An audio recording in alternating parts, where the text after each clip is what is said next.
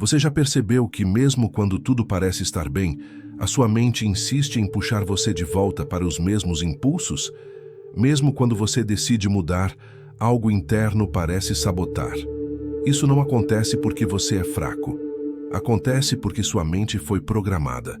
E a maioria das pessoas vive a vida inteira obedecendo a programas que nunca escolheu conscientemente. Existe uma mentira silenciosa que circula por aí. O desejo é o problema. Não é. O verdadeiro problema é o desejo automático, aquele que surge antes mesmo de você perceber. A mente não reage ao desejo. Ela executa um código. E enquanto esse código estiver ativo, não importa quantas promessas você faça para si mesmo, você sempre volta ao mesmo ponto. Hoje, você vai entender o que acontece quando esse código começa a ser desfeito. O que significa desprogramar? O desejo.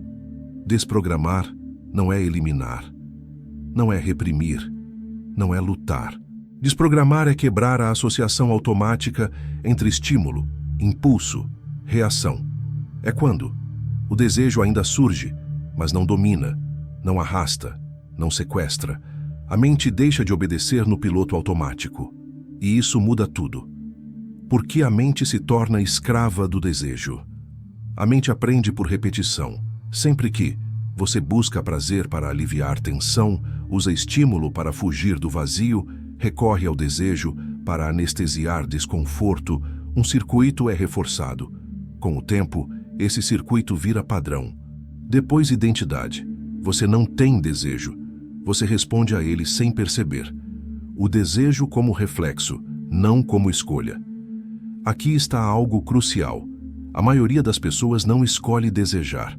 Elas apenas reagem. O desejo surge quando há cansaço, quando há frustração, quando há vazio, quando há silêncio. E a mente, treinada para evitar desconforto, corre para o estímulo conhecido. Isso não é prazer, é condicionamento. O primeiro sinal de que a desprogramação começou. Quando o processo começa de verdade, algo estranho acontece.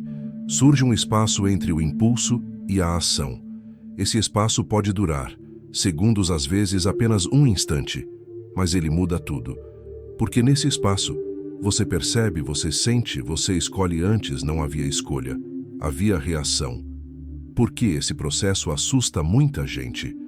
Desprogramar o desejo não traz apenas alívio, traz confronto. Porque quando o impulso perde força, o que aparece é o que estava sendo evitado. Vazio, tédio, insegurança, perguntas não respondidas. É por isso que muitos voltam atrás. Não por falta de capacidade, mas por medo do silêncio interno. O papel do silêncio no processo. O silêncio é o maior inimigo do desejo automático. Não o silêncio externo, mas o silêncio sem fuga. Quando você não corre para estímulo, a mente desacelera o corpo, começa a falar, emoções antigas emergem. Isso não é regressão, é liberação. O que começa a mudar no dia a dia, à medida que o desejo perde o controle automático. A ansiedade diminui, a atenção melhora, o corpo fica mais presente, a mente menos fragmentada. Você começa a perceber algo novo, energia disponível. Antes, ela era drenada. Agora, começa a se acumular. Energia que não é gasta. Vira presença quando o desejo não consome tudo. Sua fala muda, seu olhar muda, sua postura muda. Você não força isso. Acontece naturalmente. As pessoas sentem. Não porque você tenta ser diferente, mas porque sua energia não está vazando o tempo todo. Por que isso não acontece com força de vontade? Força de vontade atua na superfície. Programação atua no fundo. Você pode resistir hoje e cair amanhã. Desprogramar é diferente. Você não luta, você observa, você interrompe o ciclo. E o ciclo sem reforço enfraquece. A mudança de identidade começa aqui. Em algum momento você percebe: eu não sou mais controlado por isso. Não porque o desejo sumiu, mas porque ele não define suas decisões. Esse é o início de uma nova identidade interna. Se esse tipo de reflexão faz sentido para você, Se você sente que existe algo maior sendo construído aqui, inscreva-se no canal O Homem Moderno. Esse conteúdo não é para distração, é para transformação real. Agora quero saber algo simples e honesto. Comente. Você sente que o desejo te controla ou que você já começou a observá-lo? Sua resposta diz muito sobre o momento que você está vivendo. Desprogramar o desejo não é virar alguém frio, é virar alguém consciente. O que acontece internamente quando esse programa começa a falhar? Porque é exatamente aqui que a maioria das pessoas desiste, não por fraqueza, mas por falta de compreensão. A primeira quebra não é confortável. Quando o desejo deixa de dominar automaticamente, não surge paz imediata. Surge estranhamento. A mente, acostumada a reagir, perde seu roteiro conhecido. E quando um roteiro desaparece, o sistema entra em alerta. Você pode sentir inquietação sem motivo claro leve, ansiedade, sensação de vazio, tédio intenso. Muitos interpretam isso como regressão, mas não é. É descondicionamento. Porque o cérebro resiste à desprogramação. O cérebro não busca a verdade. Busca a eficiência. Tudo o que foi repetido por anos, fantasias, estímulos, escapes, recompensas rápidas, foi registrado como caminho seguro. Quando você para de seguir esse caminho, o cérebro reage como se estivesse perdendo proteção. Ele envia sinais. Isso não é seguro. Volta para o conhecido, busca alívio agora. Esses sinais não são você, são resíduos do condicionamento. A sensação de vazio explicada. Aqui está algo que quase ninguém explica. O vazio não aparece porque algo foi perdido. Ele aparece porque algo parou de ocupar espaço. Antes, o desejo automático preenchia silêncios, anestesiava emoções, evitava perguntas internas. Quando ele enfraquece, o espaço fica visível.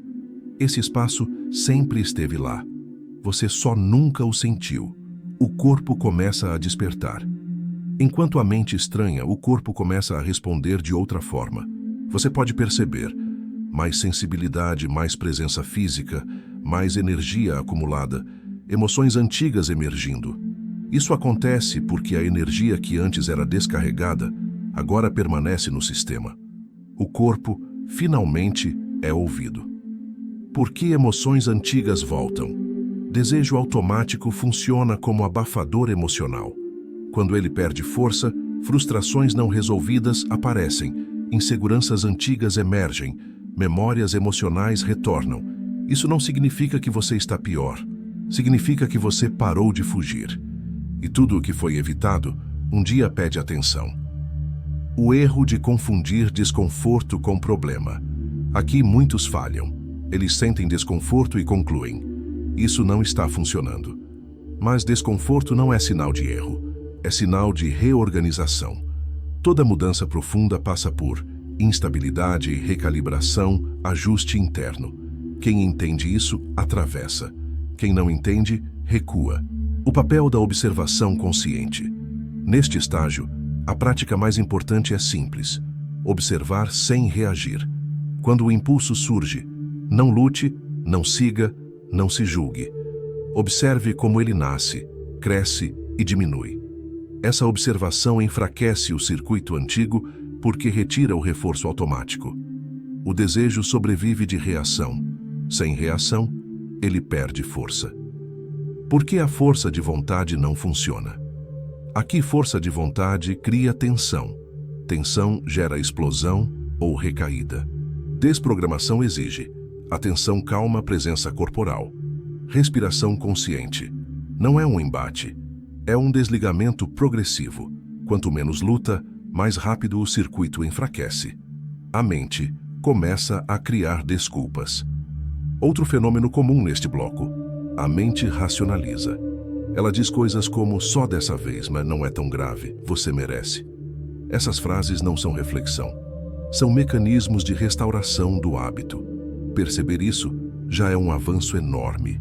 O primeiro sinal real de mudança. Existe um sinal claro de que a desprogramação está funcionando. O desejo surge, mas não hipnotiza. Ele passa a ser percebido como um impulso, uma energia, um movimento interno, não como uma ordem. Esse momento é sutil, mas é revolucionário. Por que algumas pessoas desistem aqui porque esperavam alívio imediato e encontraram verdade? A verdade exige maturidade emocional. Quem atravessa esse estágio ganha clareza, ganha autonomia, ganha presença. Quem foge volta ao ciclo. O que você não deve fazer nesta fase? Evite excesso de estímulos, comparações, decisões impulsivas, promessas grandiosas. Este é um momento de estabilização, não de performance. Quando o desejo começa a perder o comando, o caos aparente não é sinal de perda, é sinal de reorganização interna. O antigo padrão está morrendo e o novo ainda está se formando. O desejo não se cala apenas porque você o observa. Ele se cala quando algo mais forte assume o centro da mente. Esse algo não é repressão, não é disciplina rígida, não é moralidade, é direção interna. O vazio não é o problema, é a falta de eixo. Quando o desejo perde o comando, surge um espaço interno. Muitos interpretam esse espaço como vazio existencial. Mas Jung já alertava: o vazio não é ausência de sentido, é ausência de orientação. A mente humana precisa apontar para algo. Se não aponta para uma missão, aponta para o prazer. Se não aponta para a construção, aponta para consumo. O desejo domina quando não existe eixo. Por que a mente procura desejo quando está perdida? Desejo oferece 3 coisas rápidas: sensação, movimento, alívio temporário. Para uma mente sem direção, isso parece vida, mas não é vida, é estímulo. Quando você começa a retirar o desejo automático, a mente pergunta: se não for isso, então o quê? Essa pergunta é o portal da transformação. Direção não é objetivo, é estado interno. Aqui está um erro comum: achar que direção significa um grande sonho, um plano perfeito, uma meta distante. Isso é ego. Direção verdadeira é mais simples. É saber por que você levanta da cama, é sentir que sua energia tem destino. É perceber que seus dias não são aleatórios. Quando isso existe, o desejo perde relevância. O desejo se alimenta de desorientação. Observe isso com honestidade. O desejo se intensifica quando você está confuso, você se sente vazio, você não sabe o que fazer consigo mesmo, você evita silêncio. O impulso surge como substituto de sentido. Quando a mente encontra direção, o desejo não desaparece, ele se submete. O papel do propósito na desprogramação. Propósito não é algo que você descobre, é algo que você assume. Jung falava do processo de individuação, tornar-se quem você é, não quem o mundo espera. Quando você começa a viver alinhado com isso, o impulso perde urgência, o prazer deixa de ser prioridade, o foco se aprofunda, não por esforço, mas por alinhamento. Por que alguns homens nunca conseguem se desligar do desejo? Porque vivem reagindo à vida, não conduzindo. Eles acordam e consomem conteúdo, reagem a estímulos, seguem impulsos, dormem cansados. Nada foi escolhido conscientemente. Onde não há escolha, o desejo manda. O momento em que o poder começa a retornar. Existe um momento silencioso, quase imperceptível, em que algo muda. Você começa a dizer não sem raiva, sentir impulso sem se perder, perceber energia acumulada, agir com mais intenção. Esse é o início do autocontrole real. Não controle forçado. Controle natural. A energia que antes escapava. Agora se condensa quando o desejo não drena mais constantemente.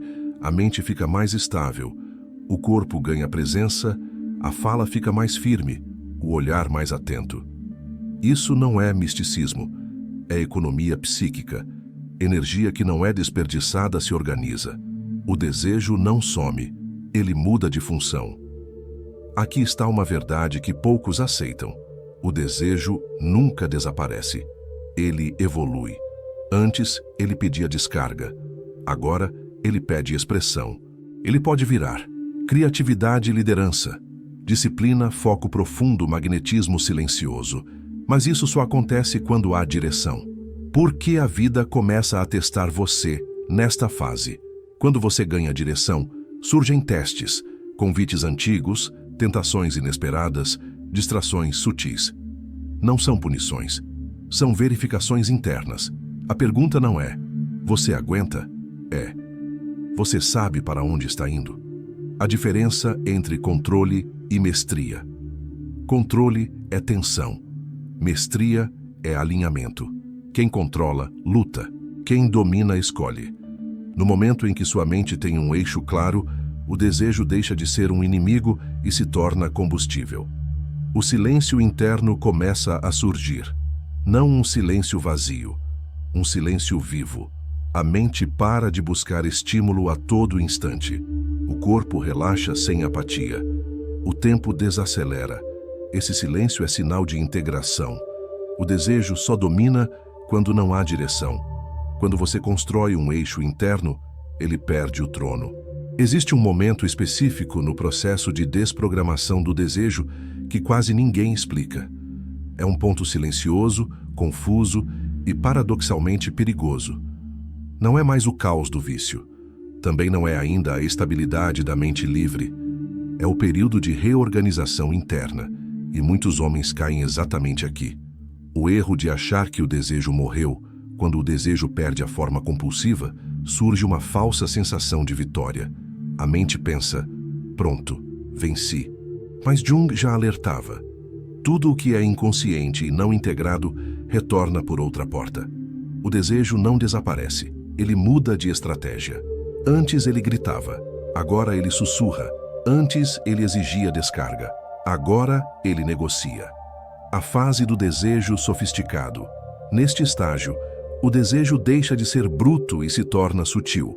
Ele aparece como curiosidade, inofensiva, nostalgia de antigos hábitos, pensamentos aparentemente neutros, racionalizações inteligentes.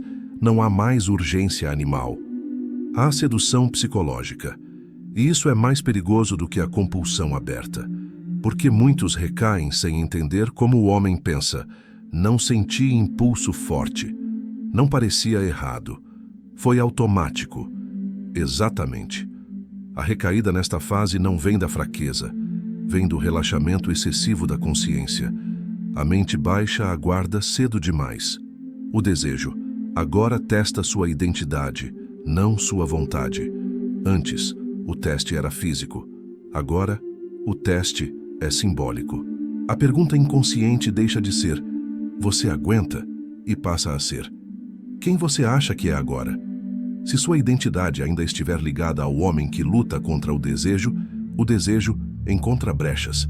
Mas, se sua identidade começa a se alinhar com o homem que escolhe, ele perde espaço.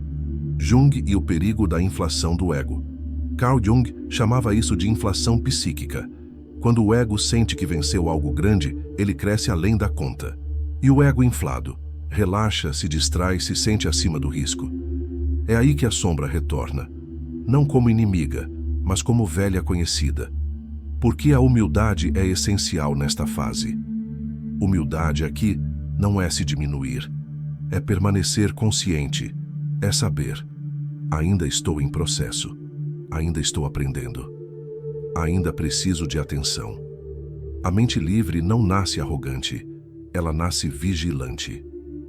O papel da rotina na consolidação. Neste estágio, emoção não sustenta nada. O que sustenta é ritmo. Pequenas práticas repetidas, silêncio diário. Cuidado com estímulos, escolha consciente do que entra na mente. Constância, não intensidade.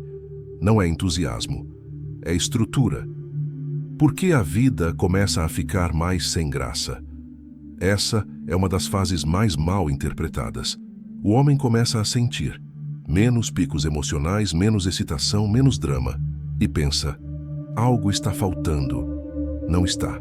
O que morreu foi a dependência de estímulo. A vida não ficou vazia. Ela ficou estável. O cérebro ainda está se recalibrando. Anos de hiperestimulação não se desfazem rápido. O sistema nervoso precisa reaprender.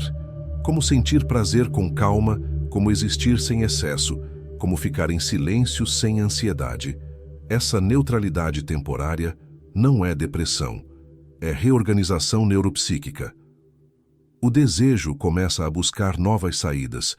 Se não encontra pornografia, ele tenta. Excesso de redes sociais, fantasia disfarçada, comparações, validação externa. Por isso, desprogramar o desejo não é só sobre sexo, é sobre consumo emocional. A grande virada. Quando você para de negociar o ponto de maturidade, chega quando você não discute mais com o impulso. Você não briga, não racionaliza, não dramatiza. Você simplesmente não negocia. Esse silêncio diante do desejo é sinal de poder. O surgimento da autoridade interna. Algo muda na postura interna. Você começa a sentir mais presença, mais firmeza, menos pressa, menos ansiedade. As decisões ficam mais simples.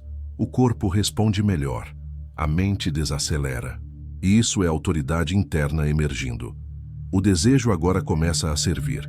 Quando o desejo percebe que não manda mais, ele se adapta.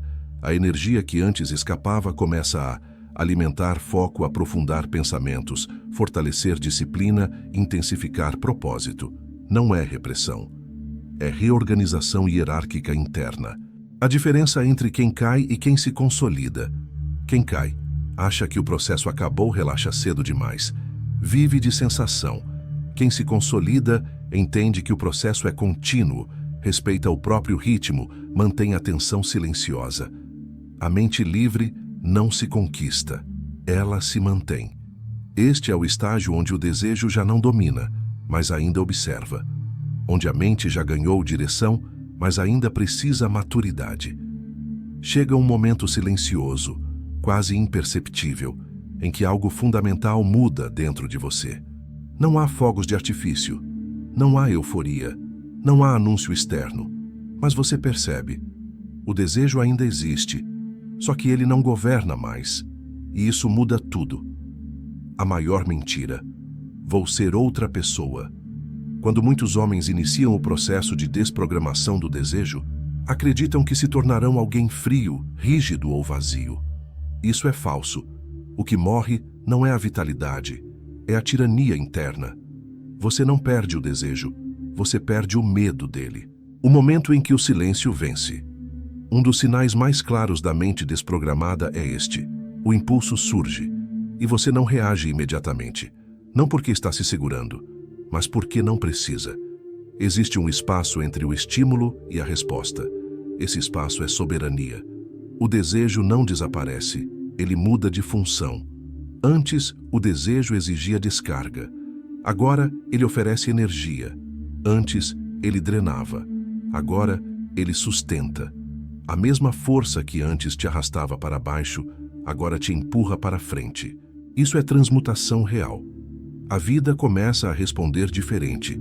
Sem que você force nada, algumas mudanças aparecem. Mais clareza mental, menos ansiedade difusa, mais presença no corpo, decisões mais simples, menos necessidade de estímulo.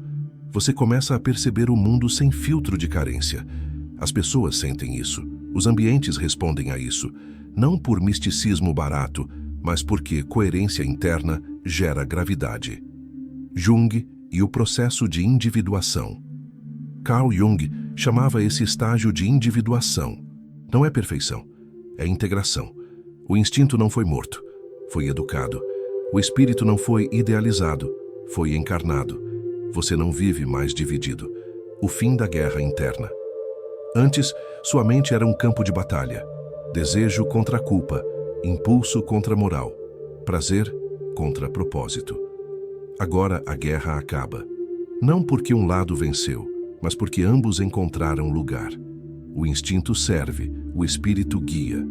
A nova identidade não precisa provar nada. O homem dominado pelo desejo precisa provar masculinidade.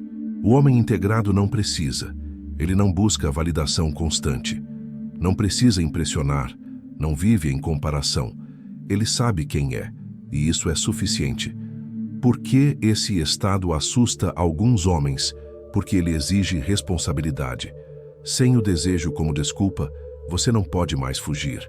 Você vê com clareza seus talentos, suas omissões, seu potencial, sua missão. A mente livre não permite mais auto-engano. O vazio final não é perda, é espaço. Muitos estranham o silêncio final. Não há mais compulsão, mas também não há excesso de estímulo. Esse vazio não é ausência, é espaço criativo. É onde propósito nasce. O desejo. Agora se torna direção. Quando o desejo deixa de ser fuga, ele vira força construtiva, foco no trabalho, profundidade nos relacionamentos, presença espiritual, disciplina natural. Você não precisa se motivar o tempo todo. Você age. A diferença entre controle e autoridade. Controle cansa, autoridade acalma. Antes, você controlava o desejo. Agora, você tem autoridade sobre ele. E a autoridade não grita, ela permanece. O homem que você se torna.